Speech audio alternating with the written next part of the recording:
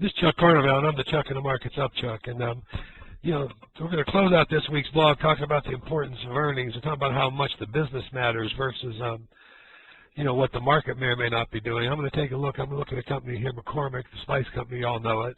This is a stalwart company. It has very consistent earnings growth, averaging about 9.8% over the last 20 years, as you can see by the green line here with the white triangles. Earnings have been very consistent. Once again, the stock price follows that and tracks that very closely. When it gets disconnected, it always comes back.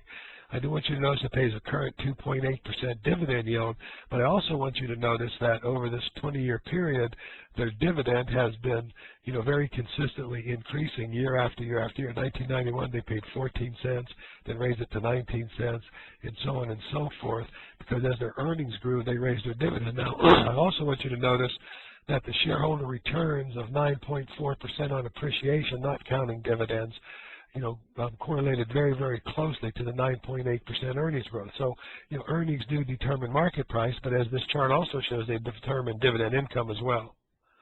If I look at another example, Honeywell, for example, you can see the importance of earnings and market price. Again, I want you to notice that Honeywell did have some consistent earnings growth for the first 10 years or so, and of course stock price tracked that.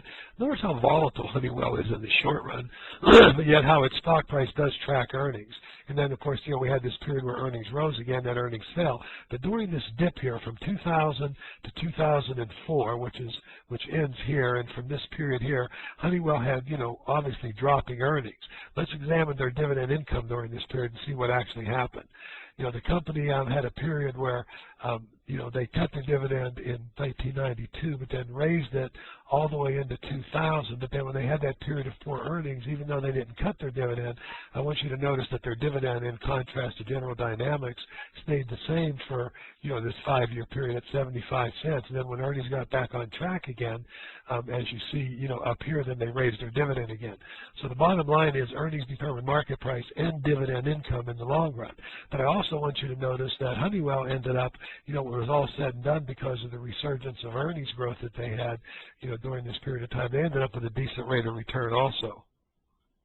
Now, if I contrast what I've shown you so far to Microsoft, I want you to notice that Microsoft has had, averaged almost 22.8% growth over the last 20 years. Of course, this was the irrational exuberant period. I want you to notice how their stock price got disconnected, but then came back down to earnings, and then the earnings have been, pretty decent. Now, I've purposely left dividends off of this chart because I wanted you to see the magnitude of Microsoft's earnings. But let me add dividends now, because in December of 2004.